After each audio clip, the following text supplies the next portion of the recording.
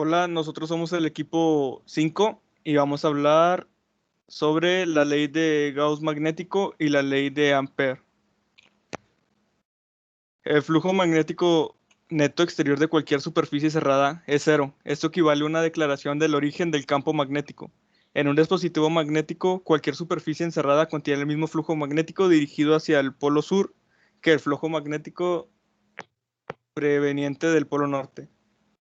En las fuentes dipolares, el flujo neto siempre es cero. Si hubiera una fuente magnética monopolar, podría dar una integral de área distinta de cero. La divergencia de un campo vectorial es proporcional a la densidad de la fuente puntual, de modo que la forma de la ley de Gauss para los campos magnéticos es entonces una declaración de la inexistencia de monopolios magnéticos. Al igual para el campo eléctrico existe una ley de Gauss para el magnetismo, que se expresa en sus formas integral y diferencial como, y ahí viene la fórmula. Esta ley expresa la inexistencia de cargas magnéticas o como se conocen habitualmente, monopolos magnéticos.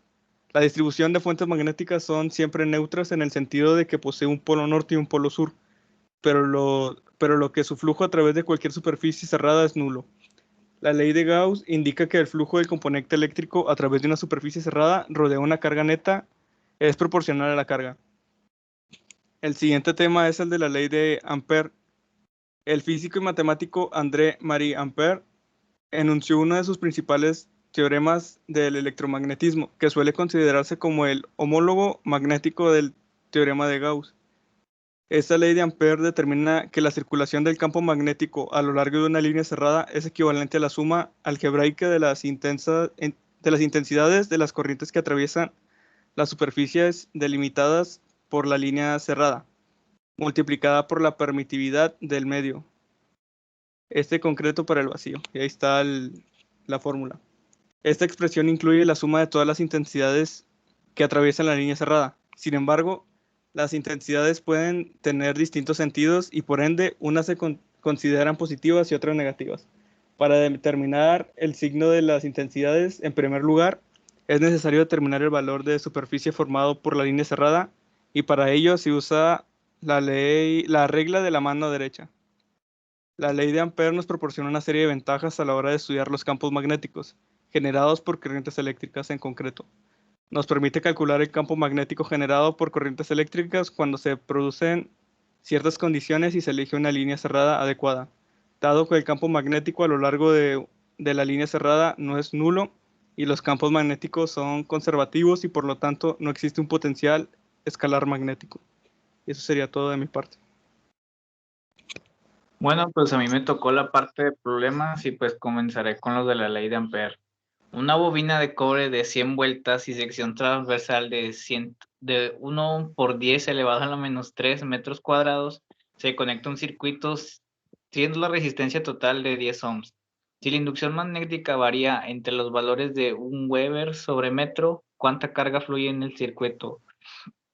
Bueno, para este tipo de casos pues utilizamos esa fórmula que se ve ahí en pantalla, con la cual la N simboliza el número de vueltas, la B el campo magnético, el cual es de 1 Weber, y la A representa el área.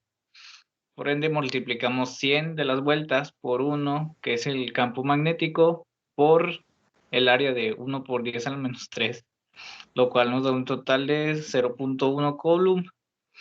Y realizamos lo mismo para la siguiente.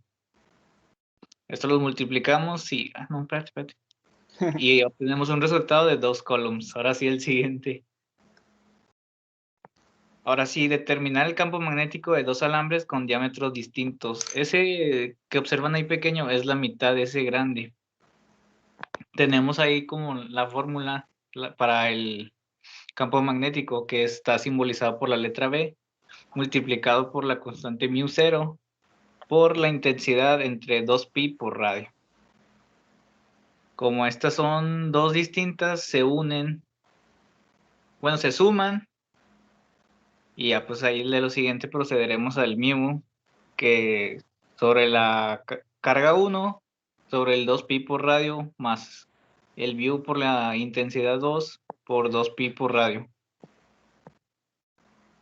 Aquí ya la tenemos más simplificada y está lo que les mencionaba de la distancia, porque aquí imaginariamente entre el círculo más grande está fluyendo corriente hacia el chiquillo y entre esos hay una distancia y es por eso que ahí tomamos como la mitad. Entonces ya al momento de simplificar nos queda que para hallar el valor de esta variable simplemente multiplicamos el μ0 por 6 entre el pi por la distancia. Ahora sí, el siguiente.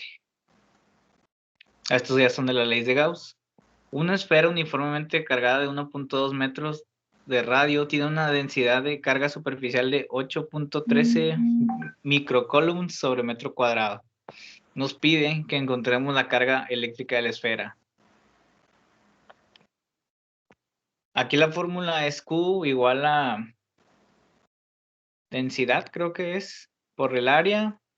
Y ya sustituyendo los valores, pues nos quedaría 8.13 por 10 a la menos 6 coulomb sobre metro cuadrado por el área de 4pi por 1.22 al cuadrado.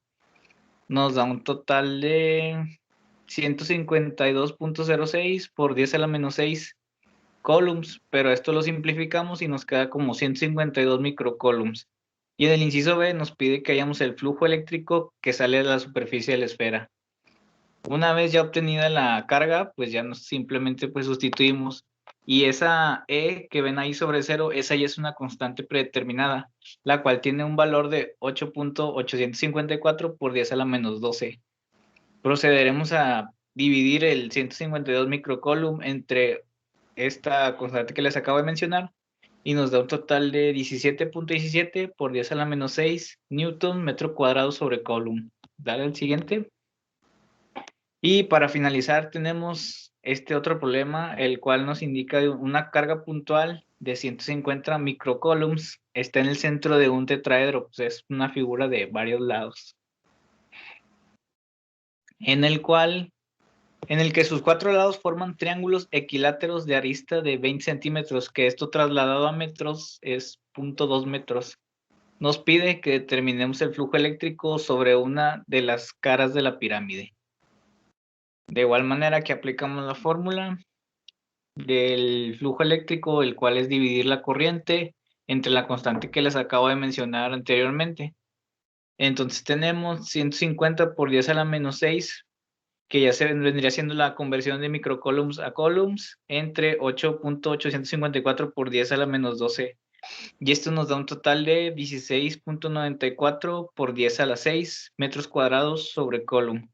Pero esto es las 4 caras. Nos pide que en una sola cara. Así que lo que hacemos es dividir esto entre 4 y tenemos como resultado 4.23 por 10 a la 6 newton sobre metro cuadrado coulomb.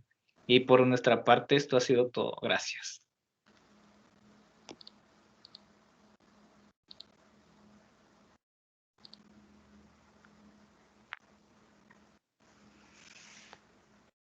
Pues ya quedó.